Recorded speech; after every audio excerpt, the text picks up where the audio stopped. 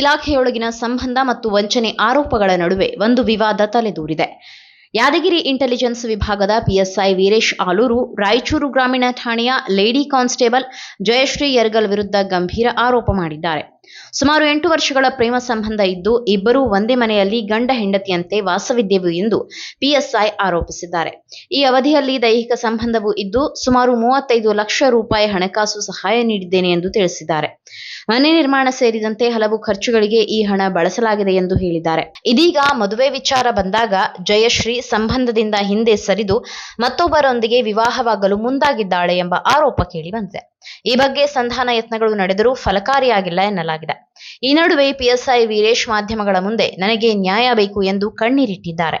ಒಟ್ಟಿನಲ್ಲಿ ಈ ಪ್ರಕರಣ ಪೊಲೀಸ್ ಇಲಾಖೆಯೊಳಗಿನ ವೈಯಕ್ತಿಕ ಸಂಬಂಧಗಳ ಬಗ್ಗೆ ಗಂಭೀರ ಚರ್ಚೆಗೆ ಕಾರಣವಾಗಿದ್ದು ಮುಂದಿನ ಕ್ರಮಗಳತ್ತ ಗಮನ ಕೇಂದ್ರೀಕೃತವಾಗಿದೆ.